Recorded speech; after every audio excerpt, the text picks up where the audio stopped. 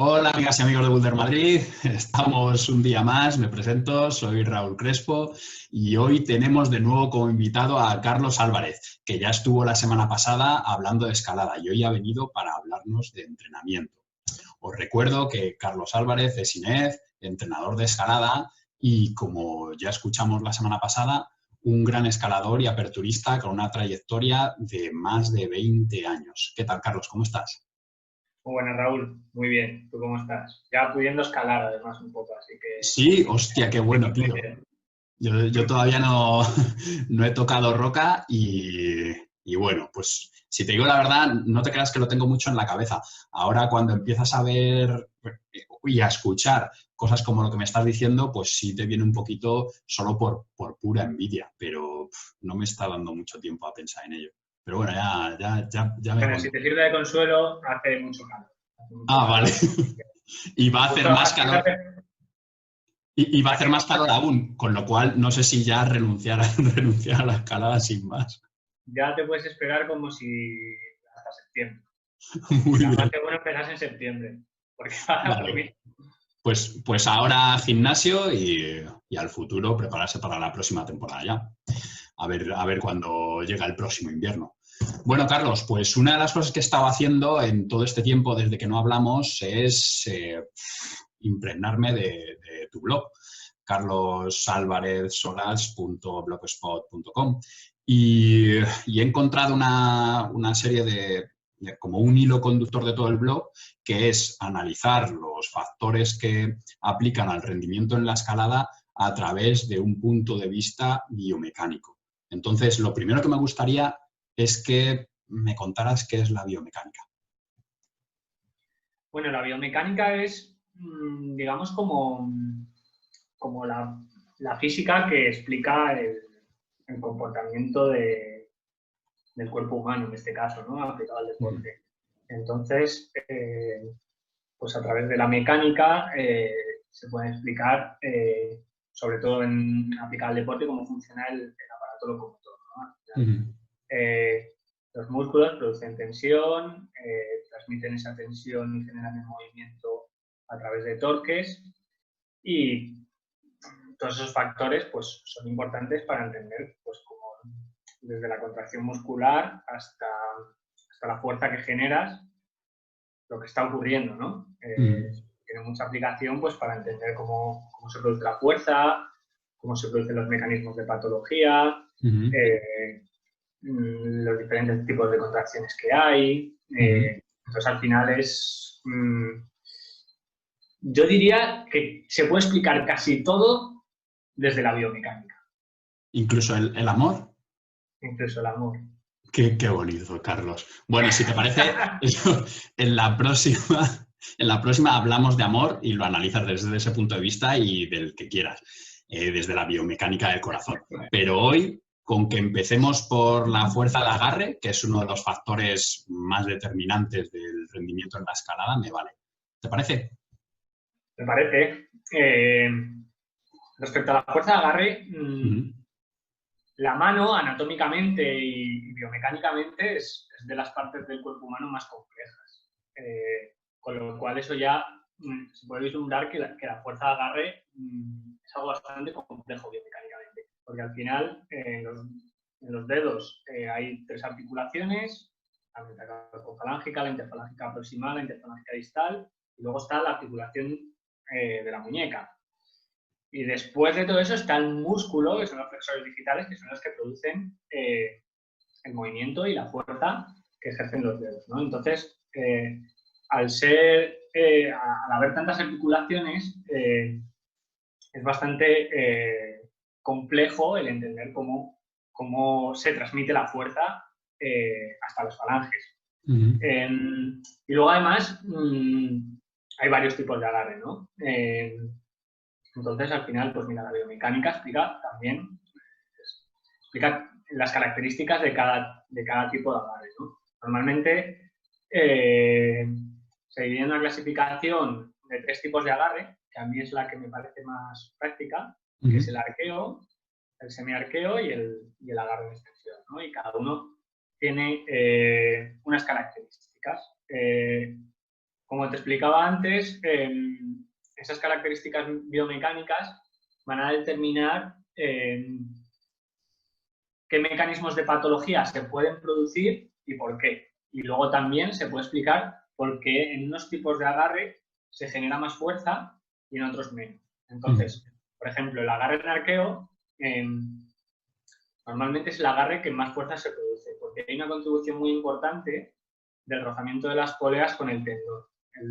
El tendón tiene tendencia a girar más, a deslizar más en un sentido que en otro por la orientación de las fibras de las poleas. De tal manera que contribuye a la fuerza excéntrica y a la fuerza isométrica. Entonces, esa es una de las razones por las que tenemos más fuerza en arqueo. Pero claro, esa contribución pasiva a la contracción muscular, a su vez, tiene su contrapartida negativa, que ese rozamiento entre las poleas y el tendón puede hacer que se rompan las poleas. Además de también, por supuesto, el ángulo que se determina en la articulación interfalángica proximal. ¿Vale? Entonces, la suma de esos dos factores produce más riesgo de patología de poleas. Pero claro, también facilita generar fuerza. Entonces, al final es fundamental, ¿no? Un deportista que quiere rendir, pues normalmente está dispuesto a correr riesgos para rendir más, ¿no? Pero como en todos los deportes, al final... Y entonces, Carlos, ya que vemos que es como una herramienta que tenemos que es arriesgado de utilizar, pero a la vez nos da muchos frutos, ¿tú cómo la sitúas con respecto al entrenamiento? Me explico. ¿Crees que se debe entrenar? ¿Crees que no? ¿Crees que se puede entrenar a menor carga y sería mejor? ¿Cómo lo incluyes en el entrenamiento o lo descartas totalmente para el entrenamiento? No, yo no lo descarto para nada. Al final, tú generas más fuerza en esos ángulos de las articulaciones que corresponden al agarre en arqueo, y en esos ángulos es objetivamente cierto, y hay mucha evidencia científica, de que eso produce más tensión sobre las poleas. Lo que pasa es que las últimas investigaciones al respecto y los últimos estudios publicados sugieren que independientemente de que se genere más tensión, no es la tensión en sí misma lo que suele producir la rotura, sino que se produzca una fase excéntrica, porque cuando se produce esa fase excéntrica, se produce ese deslizamiento del tendón sobre las poleas en la dirección que se genera más rozamiento, y entonces es la suma de la tensión más ese rozamiento lo que parece que puede desencadenar más en rotura. Entonces, ¿qué ocurre? Que si tú tienes mucha fuerza de arqueo, es más difícil que se produzca esa fase excéntrica. Entonces, es complejo. Por aclarar, Carlos, por aclarar un momento, cuando te refieres a la fase excéntrica, por decirlo de alguna manera, es cuando estás cogiendo una regleta, arqueándola y se te abre la mano. Justo. Vale, para que nos entienda todo el mundo. Como ya estamos hablando en lenguaje un poquito técnico, que nos entiendan todos. Sí, perfecta esa aclaración. Vale, gracias. Pues es eso.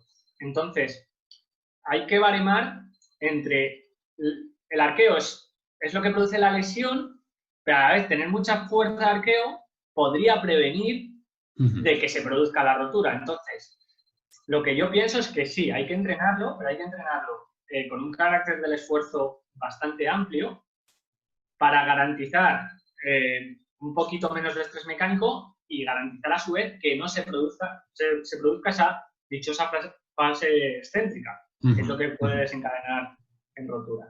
Pero sí, yo pienso que hay que entrenarlo incluso como elemento preventivo. Joder, genial, pues nada, otra cosa más que hacer. Cada vez que hablo con vosotros los expertos, siempre cargas la mochila con más deberes. Entonces yo no sé si hago bien, pero bueno. Bueno, Carlos, además de la fuerza de agarre en sí, pues también tenemos la fuerza de contacto, que está muy relacionada con la anterior. No sé si quieres hacernos también alguna acotación desde el punto de vista biomecánico y demás acerca de la fuerza de contacto. Sí, al final todos estos conceptos son biomecánica, en definitiva. Sí. La fuerza de contacto, lo que comúnmente se conoce como la fuerza de contacto, es el RFD, que es el Rate of Force Development. Perdón por mi inglés, pero bueno, ya cada vez se conoce más, RFD. Sí. Que es el ratio de producción de fuerza. al final, que también se conoce vulgarmente como la fuerza explosiva. Uh-huh. Y al final la fuerza explosiva, o RFD, es el tiempo que tú tardas en generar la fuerza, ¿vale? Uh-huh. O sea, no la fuerza que tienes en valor absoluto, sino dentro de la fuerza que tienes, el tiempo que tardas en generarla. Por eso, en escalada, si se va entendiendo el concepto, ya nos podemos imaginar que es muy importante en lo que tú has dicho, la fuerza de contacto, ¿no? Que tú contactes con una presa, con un agarre, y que seas capaz de aplicar la fuerza muy rápido. ¿Por qué? Porque si tardas mucho, a lo mejor ya te has caído, ¿no? Entonces, es una cualidad física también bastante importante. Yo la estudié bastante en los últimos años porque empecé a disponer de tecnología que me valía para medirla, no es fácil de medir esa cualidad física, y entonces empecé a diseñar algunos ejercicios que podían estimular el RFD. Pero sí, es una cualidad física importante. Siempre va a estar un poco a expensas de la fuerza de agarre, aunque no sea lo mismo, pero siempre va a estar un poco a expensas. Como nos has comentado que diseñaste ejercicios tal, ¿puedes comentarnos alguno, aunque sea por encima? El que entendieses que más o mejores resultados tenía sobre la fuerza de contacto. Pues, por ejemplo, dar saltos a un listón de campus a quedarte a una mano, sería un ejercicio relativamente específico de RFD. Quedarte cerca de un listón, o bien con las dos manos o con una, pero sin tocarlo, y dejarte caer y frenarte y colgarte, sería otro ejercicio bastante estimulante de RFD. Y bueno, se pueden hacer bastantes en situación real, escalando también, pues al final los lances, los dinámicos en general, lógicamente estimulan mucho el RFD. Entonces, bueno, si los dinámicos la estimulan, se podría decir que tú eres don RFD, ¿no? Porque si algo has hecho en tu carrera es lanzar y dinamizar. O sea, que de alguna forma has dado con la clave casi antes de saber que lo era, ¿no? Sí, yo la verdad es que no puedo presumir mucho de mis cualidades físicas, porque en general no tengo unos muy altos, pero justo de RFD sí. De RFD yo creo que es mi mejor cualidad física. Joder, qué bueno. Y respecto a la tracción, cuéntame un poquito, cómo, desde el punto de vista biomecánico y cómo tú la has estudiado. Respecto a... La fuerza de tracción. La fuerza de tracción. Vale, la fuerza de tracción, digamos que la fuerza de agarre es lo que nos permite sostenernos de los agarres, diciéndolo así muy a grosso modo, y la fuerza de tracción es la que nos permite, digamos, impulsarnos de un agarre a otro. Es una cualidad muy importante también. Lo que pasa es que pues una de las peculiaridades de la fuerza de agarre en escalada es que es de carácter isométrico, es decir, que no se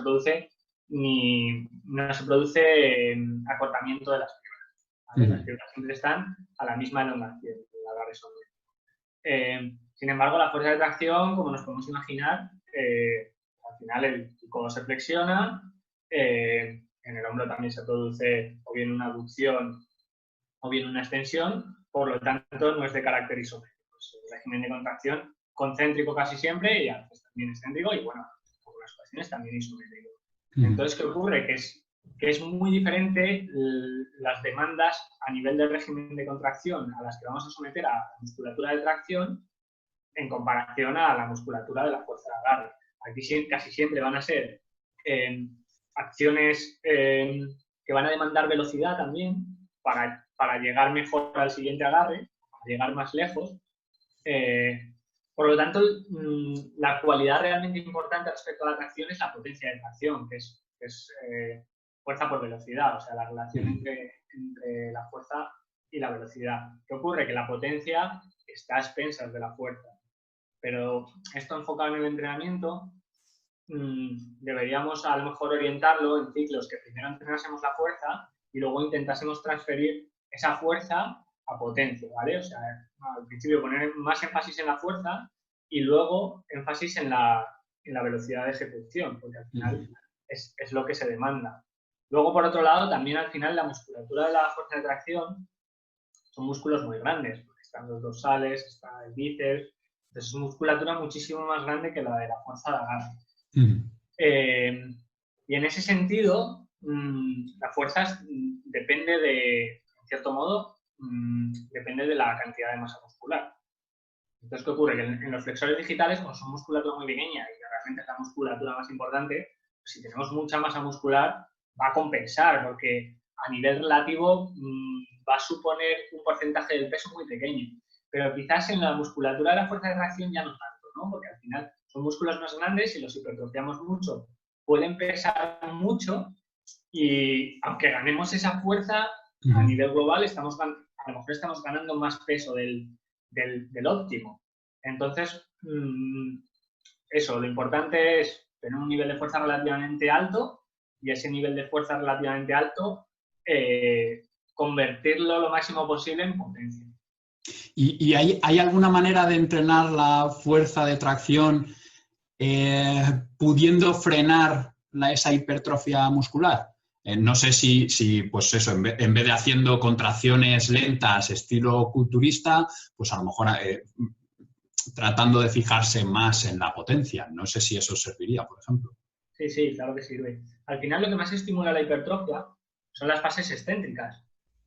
De hecho, ese es uno de los problemas de conseguir hipertrofiar los flexores digitales, ¿no? Porque, como decía antes, trabajan en isométrico, entonces a lo mejor eso puede producir ciertas limitaciones en la hipertrofia. Sin embargo, aquí, cada vez que haces dominadas, está habiendo una contracción concéntrica y una excéntrica.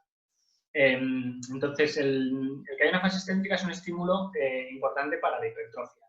El número de repeticiones a una intensidad determinada, pues en torno a 10 repeticiones a una intensidad cercana a la máxima, que podemos hacer 10 repeticiones, podría estimular bastante la hipertrofia. Pero si, por ejemplo, trabajamos a muy pocas repeticiones, entre 1 y 4, se estaría estimulando más las ganancias de fuerza por factores neurales, que serían adaptaciones del sistema nervioso, como la coordinación intramuscular, que no conllevarían un aumento de la masa muscular. Y lo que decías tú, al final, si por ejemplo trabajamos con pocas repeticiones a mucha velocidad, al final vamos a mejorar, pero no por adaptaciones como la hipertrofia, sino por adaptaciones más del sistema nervioso. Fenomenal, Carlos. Bueno, yo voy tratando de coger todos esos conceptos y, bueno, a veces los macero a una velocidad, a veces a otra, entonces luego me toca hacerte preguntas donde volvemos otra vez al principio. Es un poco sí, claro, hacer el ridículo, pero es lo que hay. Entonces, la hipertrofia respecto a nuestros dedos, claro, estabas comentando que la forma de ganar hipertrofia podía ser a través de la contracción excéntrica, pero a la vez dices que la contracción excéntrica produce un roce en las poleas que puede llevarnos a la lesión. Entonces, no sé, ¿qué hago? ¿Juego con el diablo y hago la contracción excéntrica a ver si suena la flauta? ¿O qué debo hacer si quiero ganar hipertrofia en los dedos? Es una pregunta buenísima. Lo que produce el riesgo de lesión de polea es cuando se produce la fase excéntrica a nivel de la articulación interfalángica proximal, que es esta, ¿vale? Entonces, a lo mejor aquí, para que se entienda, se podría distinguir entre el excéntrico que se está produciendo aquí y el que se está produciendo a nivel muscular, que se están elongando las fibras, ¿vale? Entonces, no necesariamente, o sea, normalmente se va a producir un excéntrico en la articulación y también en el músculo, pero también hay ejercicios que permiten que se produzca esa fase excéntrica a nivel muscular, pero no a nivel articular en la articulación interfalángica proximal, ¿vale? Por ejemplo, si el RFS, que es un aparato que voy a vender con la marca Kemi Biomechanics, permite colgarse en extensión y producir concéntrico así y excéntrico, sin que se llegue a producir un ángulo muy cerrado en la interfalángica proximal. Por lo tanto, no va a producir ese efecto de rozamiento tan fuerte en las poleas.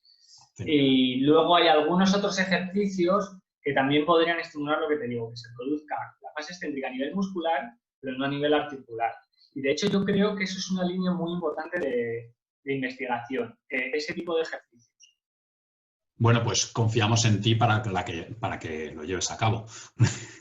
Porque podía intentarlo yo, pero realmente en mi laboratorio pues no puedo llevar a cabo estos ejercicios.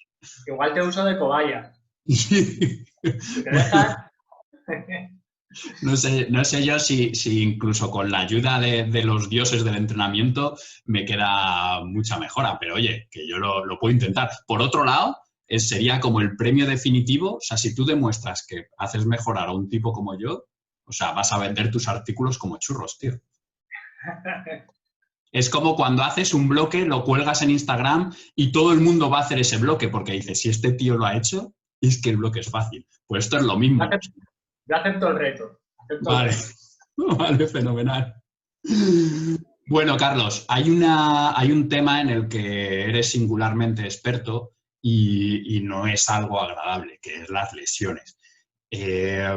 Por desgracia para ti, y la verdad es que por suerte para los demás que han podido aprender de ellas en tu cuerpo. Y me gustaría que, ya nos has comentado algunos factores que favorecen las lesiones, pero me gustaría que nos aclararas cómo podemos prevenirlas y después la vuelta al juego cuando ya hemos pasado por una lesión de estas, o sea, la readaptación. Vale. Las lesiones más recurrentes en escalada son las lesiones de polea y los desgarros de los lumbricales, que son unos músculos muy pequeños que hay en la palma de la mano, o de los vínculos entre los flexores, que está bastante relacionado con los desgarros de los lumbricales. Primero, si quieres, te hablo un poco de las poleas y luego, si quieres, paso a hablar de esta otra lesión. Al final, como decía antes, las lesiones de polea se producen por la tensión que provoca un ángulo de flexión importante en IFP, que es esta articulación, y por el rozamiento, si se produce una fase excéntrica o cuasi excéntrica en esa articulación. Entonces, ese es el mecanismo de patología, que de hecho, bueno, ese fenómeno tiene un nombre que se llama mecanismo de compresión del tendón. Hay bastantes estudios biomecánicos ya que lo han cuantificado, cuánto es ese efecto y demás, y hasta cuánto puede aguantar una polea antes de romperse. Entonces, ese es el mecanismo de patología. Y ese mecanismo de patología, a nivel preventivo, hay que evitarlo. Como ya introducía un poco antes, el hecho de que tú tengas un nivel de fuerza relativamente alto va a evitar que se produzca esa fase excéntrica. Entonces, tener un nivel de fuerza alto puede ayudar. Entonces, por eso yo considero que el arqueo hay que entrenarlo. Eso sí, no entrenarlo de cualquier manera, en condiciones controladas, seguras, sin que haya una lesión reciente de polea, sin que duela ningún dedo, etc. Pero creo que entrenar la fuerza de arqueo puede ser algo preventivo, precisamente. Otro de los factores que influyen bastante, que pude medir con un sensor, es que cuando tú entrenas en el rocódromo no es una superficie rígida como la roca. Es una superficie que está la presa anclada a la madera anclada a la estructura y la estructura a la pared. Entonces, en toda esa cadena no son elementos totalmente rígidos, son elementos con un componente elástico. Entonces, ¿qué ocurre? Que si tú tiras de una presa arqueando en el rocódromo a mucha velocidad, al principio, esos componentes elásticos van a amortiguar un poco el pico de fuerza que tú vas a producir al tirar. Pero ¿qué ocurre? Que como es elástico, rebota y te lo va a devolver. ¿Vale? Algo así como una cama elástica, por así decirlo. ¿Vale? Entonces, tú crees que ya ha terminado, inconscientemente, tu cuerpo considera que ya ha terminado el pico de fuerza y entonces los componentes elásticos te la devuelven. Y ahí hay mucho riesgo de que se produzca una de estas fases excéntricas o cuasi excéntricas. Entonces, ahí ese es un factor de riesgo. Entonces, en ese sentido, ejercicios como cómo hacer dominadas en arqueo en una superficie de madera o hacer tracciones de mucha potencia con un ciclo de estiramiento-agotamiento muy fuerte en el rocódromo, ahí digamos que se suman un poco todos los factores que pueden desencadenar en el desgarro del poder, ¿vale? Entonces, por eso decía que era tan importante la biomecánica, porque si entiendes el mecanismo biomecánico por el que se produce la rotura, puedes ver qué ejercicios pueden ser nocivos y pueden desencadenar en esa rotura. Entonces puedes evitarlos.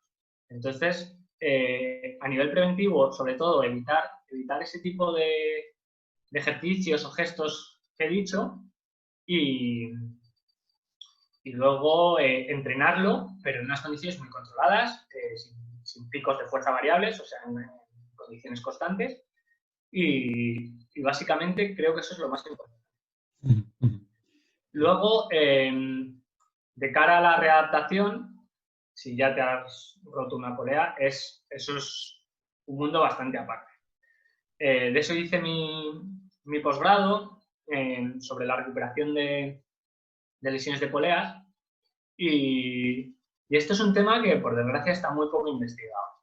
De hecho, yo, de la primera cosa que me di cuenta en ese estudio, que parece una cosa muy básica, pero no estaba estudiada y ni siquiera tenemos instrumentos para medirla, es que no hay un instrumento que mida si tú has recuperado la fuerza de un dedo.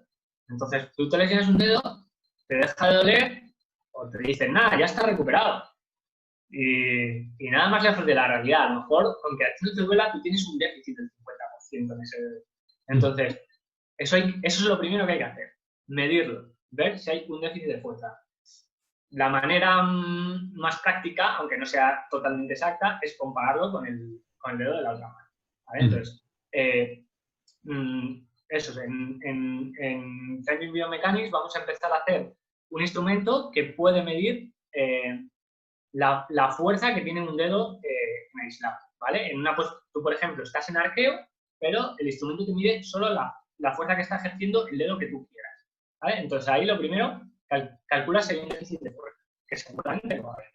Si hay un déficit de fuerza, tienes que empezar con cargas progresivas que no produzcan dolor para que no se siga inflamando y progresivamente aumentar las cargas hasta que no haya un déficit de fuerza.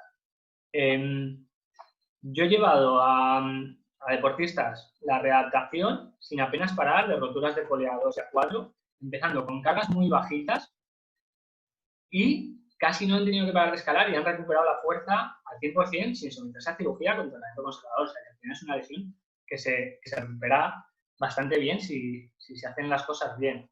Y luego, por supuesto, como te decía antes, en este caso, al principio, el agarre en extensión va a ser mucho menos nocivo que el agarre en arqueo, porque al final, si agarras en arqueo, pues a lo mejor se vuelve a producir inflamación y es un proceso que no termina. Entonces, el semiarqueo y el arqueo, trabajarlo con cargas específicas a ese dedo y progresivas, y a lo mejor mantener el agarre en extensión para los caderos, ¿vale?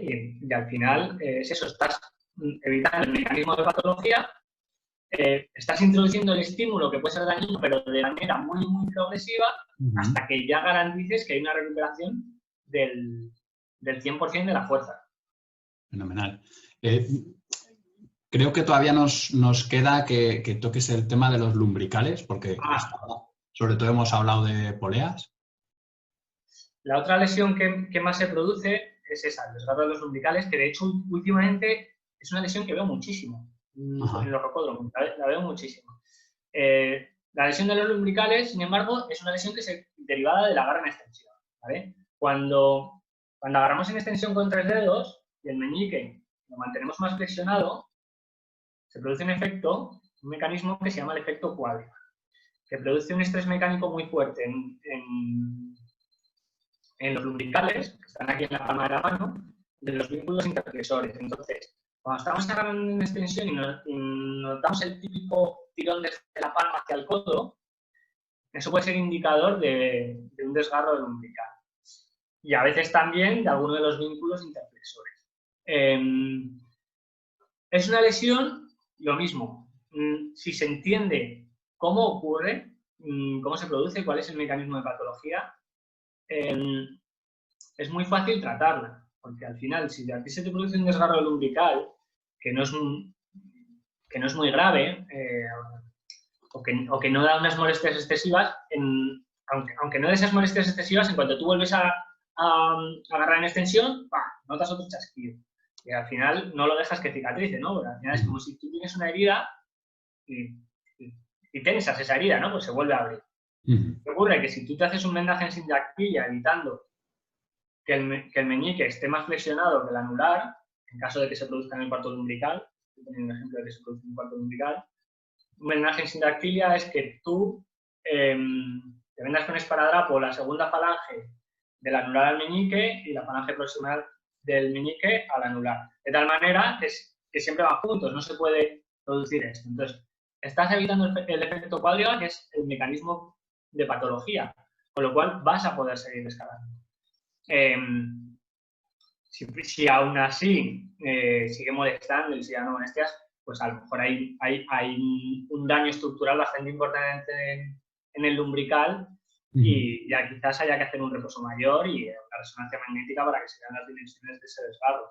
Pero normalmente, con este tipo de readaptación, se suele curar sin dejar secuelas y sin dar molestias. Fenomenal, fenomenal. Bueno, por lo que he entendido, entonces la lesión de lumbricales se da sobre todo con los agarres en extensión, ¿verdad? Que bueno, al final se suelen dar más en zonas de caliza y demás. Sería una lesión muy de tamajón, ¿no? ¿O qué? Sí, se da con los agarres en tridedo, en bidedo, monodedo.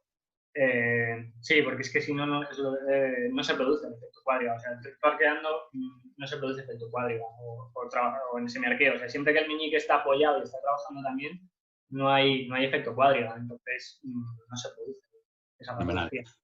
Fenomenal. Quería, pues eso, repreguntar para volver a meter el tema de tamajón, pues sabes que quiero obligarte a que vuelvas, a que te reconcilies con tamajón, ¿vale? ¿Cómo te gusta? A mí no tanto, pero me gusta, o sea, me gustaría que te gustase más. Es como intentar que os reconciliases, porque te dio el potencia hidrogenada, te ha dado mucho y te has olvidado de él. Pero sin más, ¿eh? O sea, quiero a la vez que sea como algo natural. Yo te lo pongo ahí subliminalmente y a ver si cuela. Bueno, Carlos, hay en tu blog, que como te dije, he estado bastante embebido en él, uno de los análisis que haces, uno de los estudios, tratas de objetivar, medir, analizar los factores implicados en la eficiencia en la escalada. Y lo haces tomando como cobaya a Jorge Díaz Rullo. Creo que llegaste a unas concreciones de todo esto bastante interesantes y me gustaría saber, primero, qué herramientas utilizaste, porque es algo que de primeras parece como difícil de cuantificar, y después, qué resultados obtuviste, qué cosas te llamaron la atención de todo ello, de ese estudio. Bueno, sí, cuando en el estudio que comentaba antes de la readaptación de las poleas, para poder hacer esas mediciones empecé a usar células de carga, que son sensores que miden la fuerza.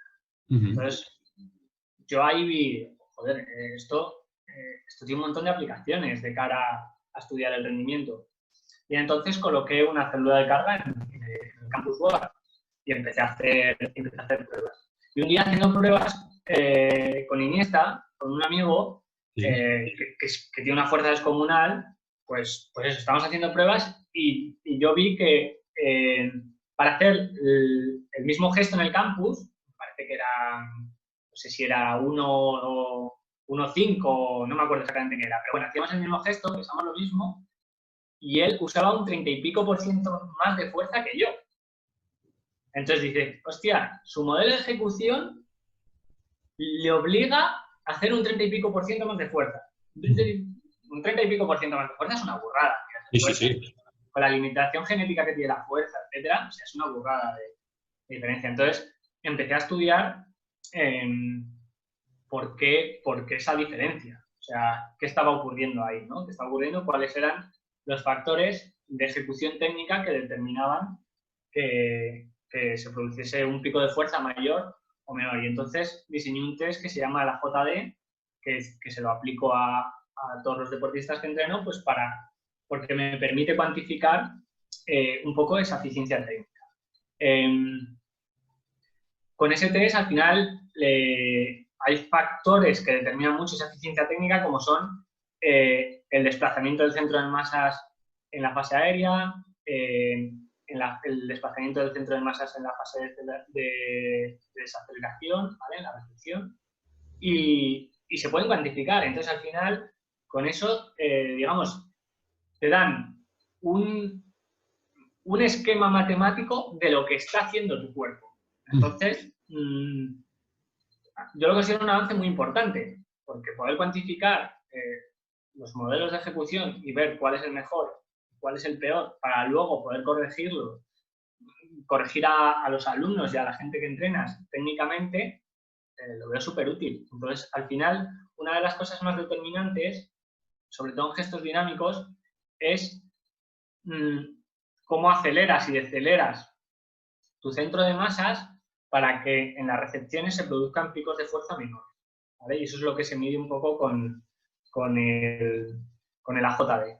Cuando hice toda esta batería de test, que aparte de la JD hay muchos otros test de cualidades físicas, de cualidades técnicas, de flexibilidad, Jorge no era un deportista que destacase una barbaridad por sus cualidades físicas de fuerza de agarre o de fuerza de tracción. Sin embargo, ahora mismo es de los 20 mejores escaladores del mundo. Es un escalador súper completo, tanto en vías como en bloque, en competición. Y sin embargo, los test más de cualidades técnicas dio unos resultados bastante buenos. O sea, al final, no quiero decir que esto sea lo que explica el rendimiento. Al final, el rendimiento lo explican muchas cosas, ¿no? En un escalador lo puede explicar más las cualidades físicas y en otro escalador lo puede explicar más las cualidades técnicas. Pero en el caso de Jorge era un poco así. No tenía unas cualidades de fuerza de agarre estratosféricas, como cabría esperar. Eran buenas, o sea, no eran malas, pero hay escaladores de 7C de bloque que tienen las mismas cualidades. Y Jorge hace 7C de bloque, hace 8C de bloque. Entonces, al final influyen muchísimos factores en el rendimiento de escalada. Y bueno, ahora tengo una duda. Como comentaste que tu compañero Iniesta necesitaba un 30% más de fuerza para hacer el gesto que hacías tú. ¿Después os preocupasteis de reconducir su falta de eficiencia técnica y volvisteis a medirlo en un futuro y ver si convergían con lo que es tu eficiencia técnica en ese gesto o no?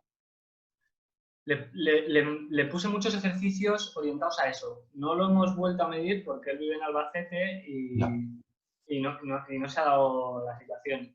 Pero sí que le he mandado muchos ejercicios de esa naturaleza coordinativa, que al final la coordinación es otro factor de eficiencia, ¿no? O sea, esto que estoy hablando de las deceleraciones y aceleraciones del centro de masas es lo que a lo mejor vulgarmente se llama coordinación, ¿no? O sea, es un factor de coordinación.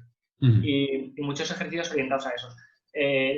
Todos estos ejercicios de mover las dos manos a la vez, ejercicios que se hacen en el campus, ejercicios dinámicos, puede parecer que son bastante de fuerza, ¿no? La gente pues siempre lo ha considerado por orileo, tal, pero al final son ejercicios que tienen una naturaleza técnica muy importante, porque al final es eso, cómo tú gestiones tu centro de masas va a producir unos picos de fuerza muy grandes o mucho menos grandes. Entonces, es súper determinante. Sí. Estoy de acuerdo con ello.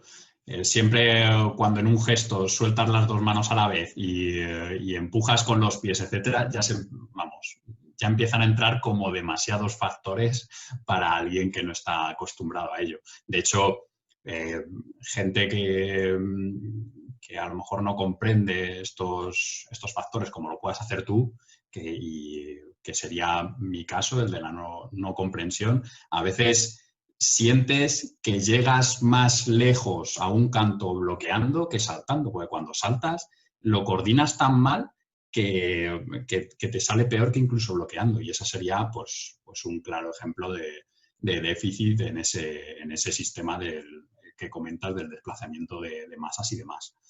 Mira, en ese sentido te quiero poner un ejemplo. Una Sí. cosa que pasa muchísimo desde la gente que empieza a escalar, desde los principiantes, que lo veo muchísimo en mis alumnos del rocódromo, es que cuando van a hacer un dinámico, se olvidan de la mano que van a sacar, no hacen fuerza con esa mano, ¿no? Entonces, ¿qué ocurre? Como no hacen fuerza con esa mano, en el momento en que empiezan a saltar, el cuerpo ya se les está yendo para atrás. Entonces, se produce una aceleración del centro de masas hacia atrás.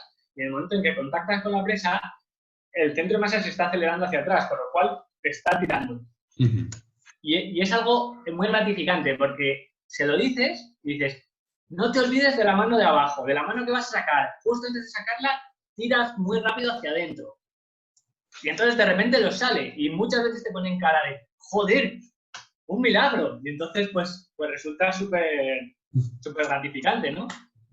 Sí, Carlos. Mira, te puedo decir que me ha pasado y he llegado a esa conclusión a veces solo y a veces me lo han comentado, pero que es algo que si tú no eres demasiado coordinado per se, por decirlo de alguna manera, son cosas que hasta se te olvidan. O sea, porque el seguir apretando con la mano que dejas, hay veces que si no haces ese gesto habitualmente, pues bueno, cuando lo vuelves a hacer la siguiente vez, se te ha olvidado y tienes que volver otra vez a caer en que la mano que dejas abajo es importante. Tiene que seguir apretando e incluso a veces tiene que seguir acercándote al bloque.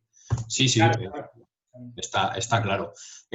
Bueno, Carlos, me remito siempre a tu blog, que ha sido, bueno, la manera de conocer tus estudios, y veo que otra cosa de las que te definen es que eres un entusiasta de la tecnología. O sea, ya lo hemos visto y en este tiempo que estamos hablando. Y bueno, no sé si hay más cosas que te hayan llamado la atención aparte de lo que nos has comentado ya, o incluso si nos quieres hablar de los elementos que estás desarrollando, que realmente son avances tecnológicos.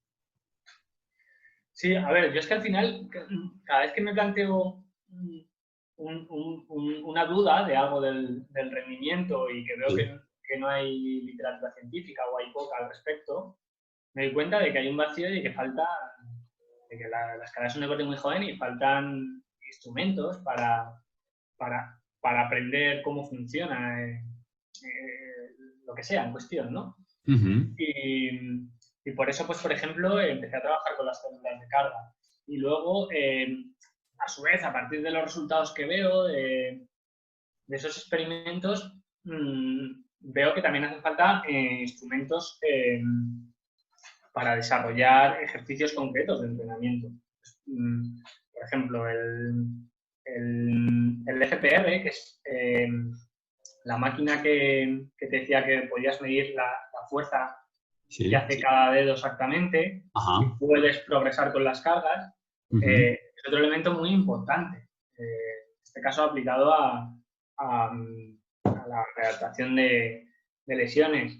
Yo no he usado casi, pero se están usando en poders también para medir la velocidad, que es muy aplicable a lo que te comentaba antes de la potencia de tracción. Y bueno, con los sensores también se puede medir la velocidad de una tracción de manera indirecta a través de la gráfica fuerza-tiempo. Pero bueno, yo creo que sobre todo el futuro y lo que más datos puede facilitarnos son los sensores. ¿Qué ocurre? Que los sensores que yo he usado son monoaxiales, solo miden la fuerza en un eje. Entonces, solo los puedes usar para medir cosas donde sepas que la fuerza va a ser en ese eje o prácticamente toda la fuerza va a ser en ese eje. En una situación real de escalada hay fuerzas en el eje horizontal, en el vertical y en el lateral. Y para eso hacen falta sensores triaxiales. ¿Qué ocurre? Los sensores triaxiales ya se están haciendo estudios, bueno, ya llevan años haciendo estudios con sensores triaxiales en escalada, pero que son carísimos. O sea, cada sensor triaxial vale por lo menos 6.000 euros. Pero al final yo creo que de esa instrumentación se podría sacar muchísima información. Luego también está bastante muy estudiada la fuerza en romo. Al final los factores que determinan la sustentación en los romos, como los coeficientes de rozamiento, la naturaleza de la piel. Eso también es bastante interesante y para eso también diseñé un romómetro, que es una multipresa que se puede calibrar los ángulos del plano inclinado y que también va a salir al mercado dentro de nada. Fenomenal. Cuando me hablas de, como te digo, me vienen a la cabeza una serie de preguntas, ¿no? Entonces, yo no sé si con esta tecnología se me ocurren dos factores en los que se podrían introducir mejoras y me gustaría que me aclares si eso puede ser así o no. Primero, en dar con la carga adecuada que necesita cada escalador.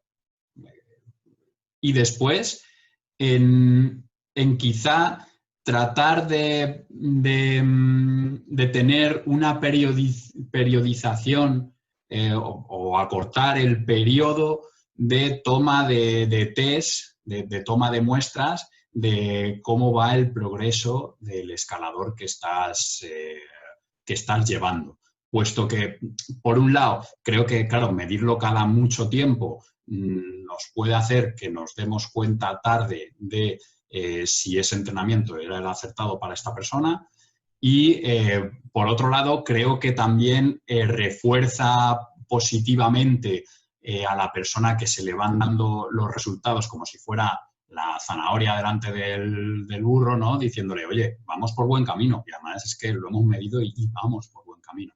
Entonces, yo no sé si sería adecuado el uso de esta tecnología para estos dos factores que te comento y si tú incluso lo haces ya así, no lo sé.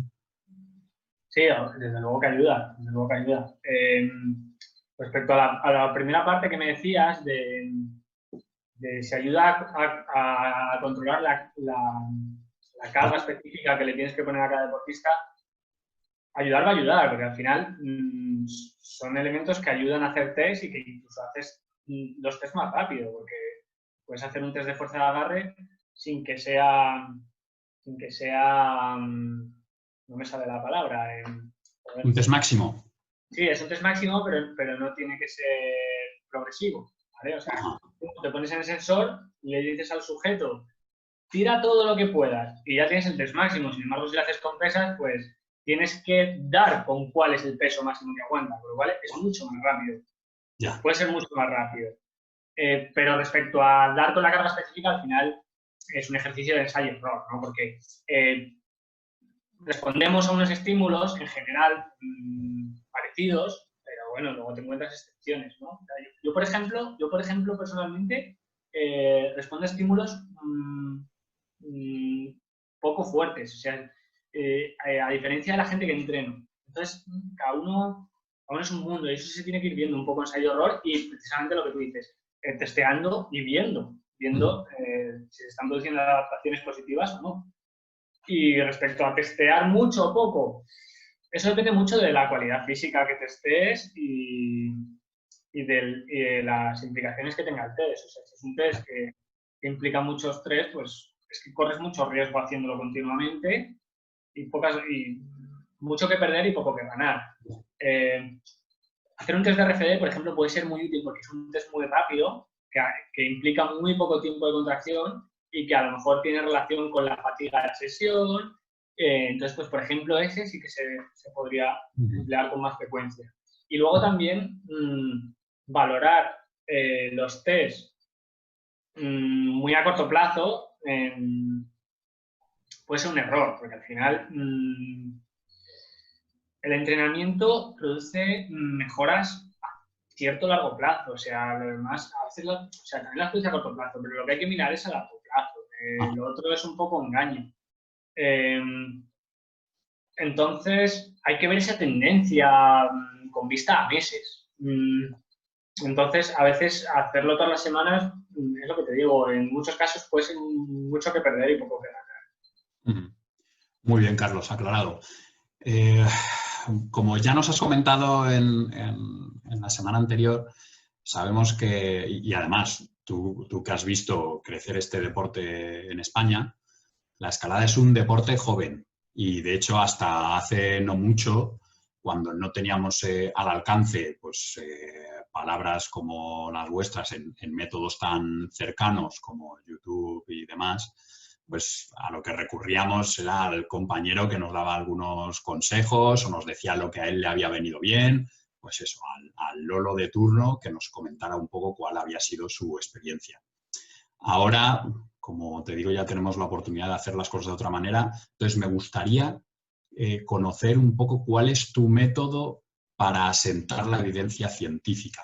¿En qué momento consideras que algo ya está demostrado y te puedes basar en ello y puedes aconsejarlo o puedes aplicarlo con cierta seguridad dentro de que a cada uno, a cada escalador es un mundo y le pueden venir unas cosas bien o mal, pero dices, oye, sé que en un alto porcentaje de humanos esto puede dar como fruto una mejora?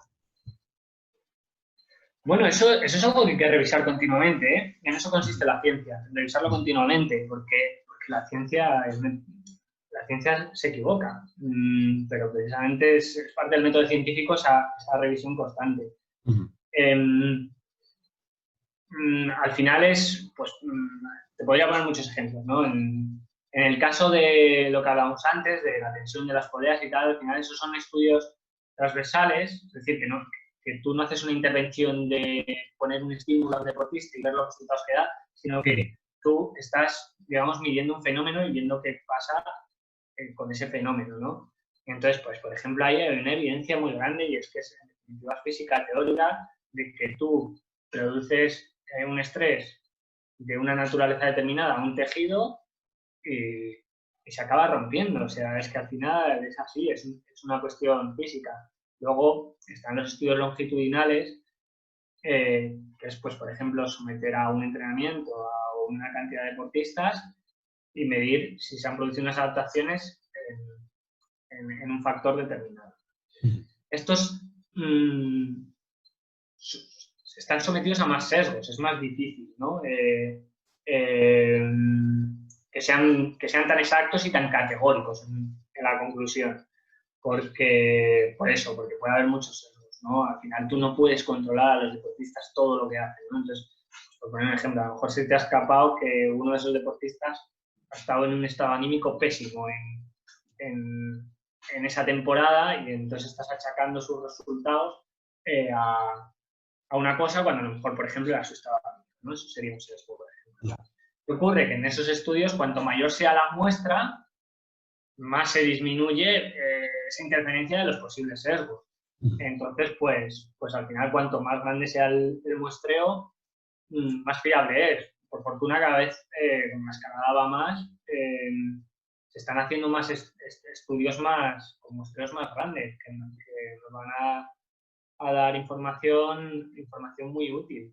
Pero claro, tú fíjate en eso, si ya es difícil aplicando lo máximo posible el método científico, como tú decías antes, como para encima de la conclusión de un octavogradista que a él pues un día le fue bien, yo qué sé, estirar y entonces ha asumido como dogma que estirar aumenta el rendimiento. Entonces, pues claro, esto es así, ¿no? Es como si Cristiano Ronaldo dice, no, a mí es que estirar es lo que me ha hecho ser tan buen futbolista. Es una soberbia gilipollez. Pero si Cristiano Ronaldo lo dice, al día siguiente vas a tener a mitad de la población estirando, ¿no? Entonces, esto tiene que ir cambiando y está cambiando, ¿eh? Por fortuna está cambiando y cada vez hay más científicos que se dedican a las ciencias del entrenamiento y escriben cosas y hacen investigaciones, etcétera, y esto va creciendo. También sí. es eso, es normal, es un deporte muy joven.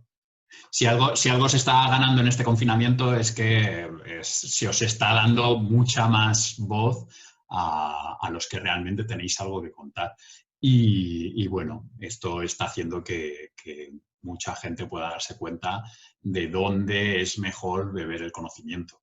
Que lo suyo, además, no es no es solo el conocimiento, sino la experiencia, o sea, mezclar las dos cosas. Y en este caso tú lo haces, Eva López lo hace, o sea, lo hacen muchos de los que están compartiendo su conocimiento. Y entonces tenemos esa suerte y es lo suyo aprovecharnos de ello. Ahora mismo que no podéis ir a tantos sitios a escalar porque está todo un poco más complejo, pues mira, os podemos reclutar aquí para compartir conocimiento y de eso nos alegramos.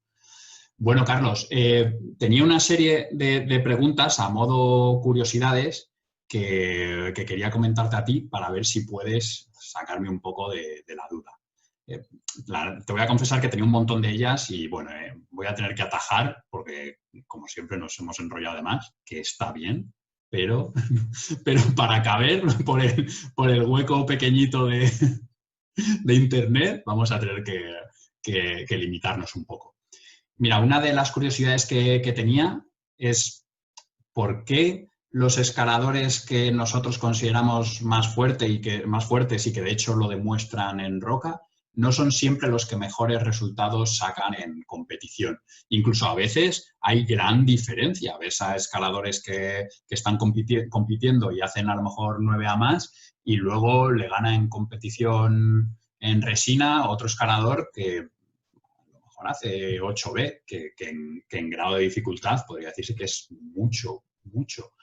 ¿Qué diferencias hay entre una cosa y la otra para que se den estos fenómenos? Bueno, al final la especialización cada vez es mayor, ¿no? Porque cada vez se están diferenciando muchísimo. O sea, hoy en día los movimientos y el tipo de pesas y demás que ponen las competiciones difieren muchísimo de la escalada en roca, ¿no? Son casi todos volúmenes, hay un montón de coordinación, hay un montón de equilibrio. Entonces, al final, desde las cualidades físicas que requiere pueden ser bastante distintas. Las cualidades técnicas también. No voy a decir que son dos deportes diferentes, pero cada vez se están diferenciando más. Entonces, al final, es como todo, ¿no? Es normal que haya gente que se especialice mucho en una cosa. O sea, hay muy pocos que son buenísimos en las dos cosas, como Ondra o como Metos, ¿no? Los hay, pero bueno, cada vez va a haber menos. Eso va a ser el camino, lo natural. Y luego, también a nivel psicológico y táctico-estratégico, la competición es muy exigente, porque tiene una toma de decisión muy importante, que la roca no la tiene normalmente, pues a lo mejor un poquito más si escalas a vista, pero si escalas ensayada en roca no tienes ese factor, y ese factor es muy determinante. Eso puede cambiar 50 puestos en la clasificación, el que tomes la decisión adecuada cuando tienes poco tiempo para tomarla.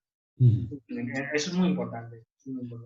Hablando de cosas diferentes metidas en el mismo lugar, cuando nos encontremos en los Juegos Olímpicos con tres disciplinas tan diferentes como velocidad, boulder y escalada de dificultad, ¿cómo puede un profesional prepararse para cosas que son casi antagónicas en algunos casos? O sea, ¿cómo prepararías tú a alguien que tiene que dar el do de pecho en tres cosas que requerirían a lo mejor entrenamientos totalmente diferentes? Son antagónicas hasta cierto punto, ¿eh? Yo considero más antagónica la velocidad, pero el boulder de la dificultad no lo considero tan antagónico. Porque al final en los boulders tienes 4 minutos, con lo cual le tienes que dar muchos pesos en poco tiempo. Entonces implica cierta resistencia. Y luego en las vías tienes una limitación de tiempo, que al final están en torno a 3 minutos en la vía, muchas veces menos. Entonces, ni uno implica tanta fuerza, ni el otro implica tanta la resistencia. Entonces, en ese sentido, se parecen un poco. Y luego, aparte, la resistencia en escalada está sometida a intensidades altas a la oclusión vascular, y eso va a ocurrir tanto en boulder como en vías. Entonces, a nivel fisiológico igual no es tan diferente. La velocidad ya sí un poco más. Porque al final es una coreografía, porque siempre es la misma vía. Sí. implica, pues eso, una potencia de tracción enorme, que a veces también la puede mandar el boulder o las vías, pero aquí es la tónica, ¿no? Y una coordinación muy alta. Entonces, pues sí, se diferencia bastante, pero bueno, al final también son deportistas los que van a las Olimpiadas que se dedican en cuerpo y alma a eso. Entonces, se están adaptando muy bien porque tienen tiempo para entrenar todas y mejorar en todas las cualidades. Muy bien, Carlos. Otra preguntita. Las suspensiones, que ya hemos comentado que es, pues, digamos, el ejercicio al que primero se acerca uno cuando quiere mejorar la fuerza de agarre. ¿Tú me podrías aclarar si hay algún dedo que puede cargar con gran parte del esfuerzo y otros que puedan, digamos, convertirse en vagos en este ejercicio? Porque yo, por mi experiencia con este ejercicio, siempre me ha dado la impresión que el dedo anular, quizá incluso el meñique, pero el meñique sí lo ves más natural porque está incluso en otra postura cuando estás realizando la fuerza isométrica. Pero el anular, que uno a la vista podría pensar que está en igualdad con el resto de dedos, a mí siempre me da la impresión que cuando estás haciendo fuerza con toda la mano en el agarre perfecto de las suspensiones, se queda un poco fuera en este esfuerzo. ¿Estoy en lo correcto o es una paranoia mía? Habría que verlo, habría que medirlo. A lo mejor están influyendo un poco tus características anatómicas de tu mano. Hay un par de estudios y yo lo he medido también alguna vez con mi sensor, sí. El ratio de fuerza que hace cada dedo, cuánto aporta cada dedo en el agarre en semiarqueo, por ejemplo, en la suspensión máxima en el agarre en semiarqueo. Y hay unos ratios, digamos, relativamente establecidos. Ahora no me acuerdo de las cifras exactas, pero de hecho juraría que en semiarqueo el anular es el segundo que más fuerza hace, ¿vale? Esto también es lo que hablábamos antes, es en líneas generales. A lo mejor tú eres, por un caso en concreto, que la longitud de tu anular determina que el anular haga un poco. Habría que estudiar tu caso concreto. Porque es lo que te digo, puede que no coincida exactamente con esa media que te he dicho yo de esos ratios por factores anatómicos, porque tengas unos vicios determinados, etc. Pero está bastante estudiado. Después tengo entendido que el anular es uno de los que más se lesiona, ¿puede ser? ¿Qué es? El anular es de los que más se lesionan, sí. Es que trato de, como te dije antes, ir reflexionando mientras vamos hablando, y yo me acuerdo que cuando empecé a escalar en el rocódromo, que bueno, pues, tardé incluso en conocer que existían los rocódromos, tampoco es que existieran muchos, pero que nosotros íbamos a roca y cada fin de hacíamos lo mismo y ya está, no pensábamos ni en progresar.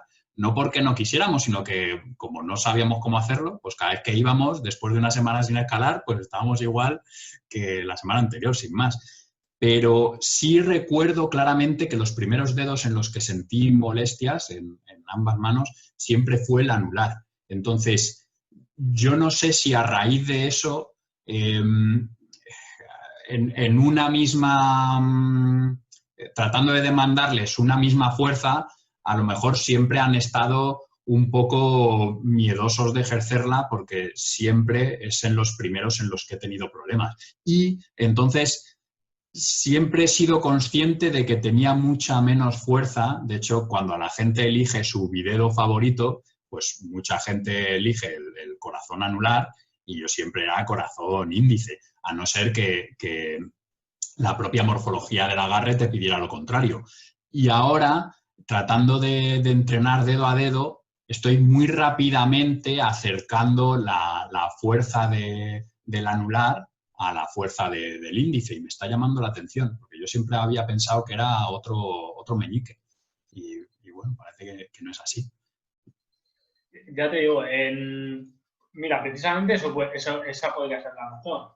O otra razón, ¿no? El que hubieses tenido lesiones antes y entonces tengas un déficit de fuerza en el anular y ya, digamos, tengas ese vicio de hacer menos fuerza con el anular. Y luego, de todas formas, ese ratio de la fuerza que hace cada dedo es variable, no es el mismo en extensión que en semiarqueo y que en arqueo. O sea, ya te digo, no me acuerdo de las cifras exactas de los ratios, pero varía en función. De hecho, me parece que en semiarqueo normalmente hacía más el anular que el índice y en arqueo hacía normalmente más el índice que el anular.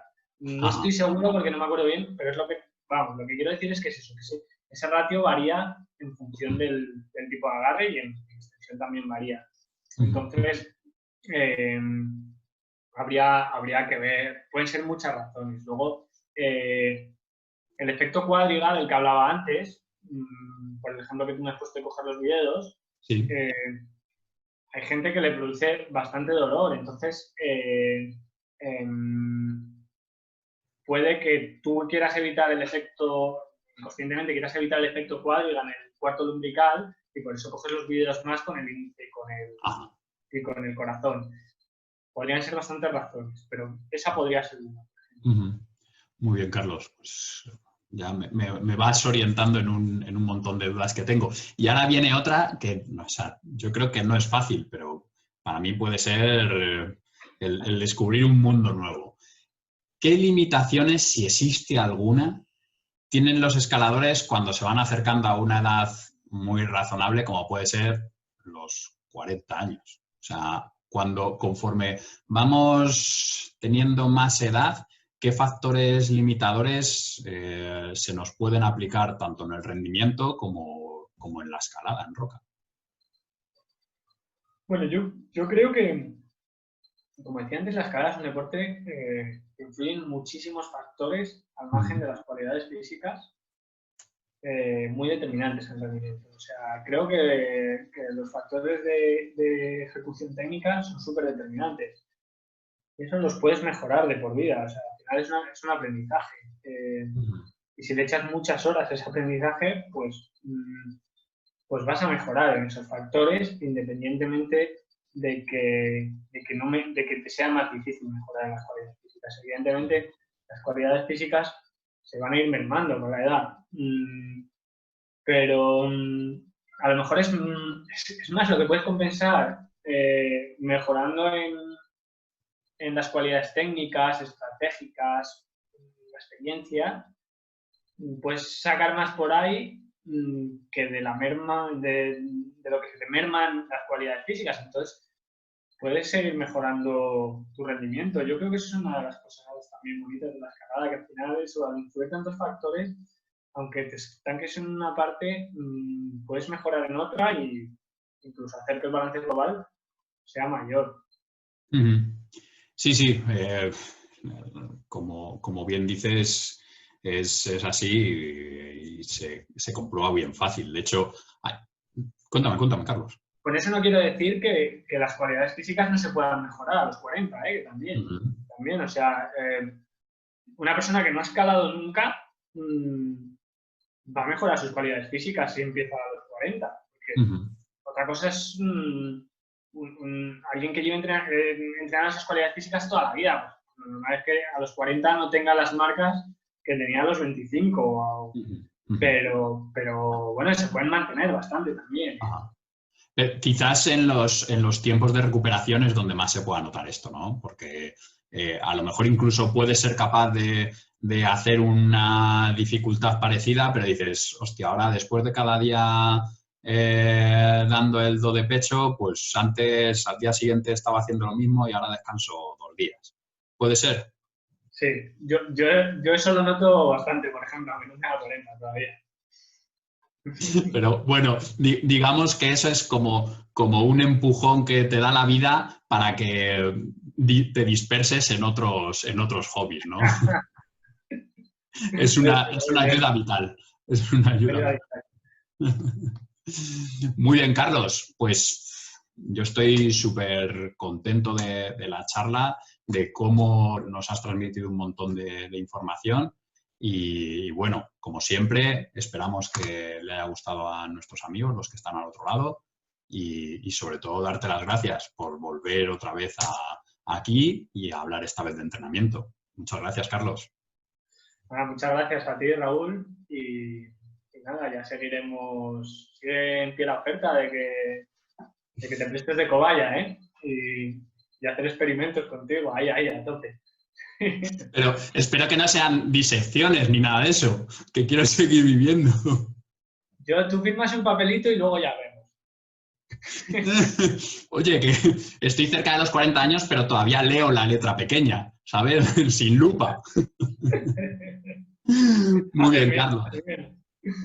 Muy bien, Carlos. Muchas gracias por la charla y por lo que estás aportando al mundo del entrenamiento, que bueno, es fácil, la gente que coge y de oídas transmite conocimiento que puede ser cierto, pero que bueno, de alguna manera es un... Hostia, con esto me voy a meter en un lío de la hostia, pero se me ha ocurrido un paralelismo que creo que puede ser bueno, ¿no? Es, digamos, como... Joder, qué liada.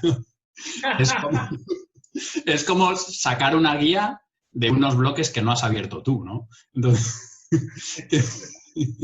que está muy bien si el aperturista no quiere hacer la guía, pero bueno, que digamos que esa guía la abrazas con más cariño cuando el propio autor se ha currado los bloques. En este caso, tú eres un generador de conocimiento y entonces, bueno, pues disfrutamos mucho de los generadores de conocimiento. Muchas gracias a ti por haber venido. Muchas gracias, Raúl. Un abrazo. Muy bien, amigos, pues nos despedimos y nada, esperemos que tengamos muchas más de estas charlas y sigáis acompañándonos. Un abrazo, nos vemos.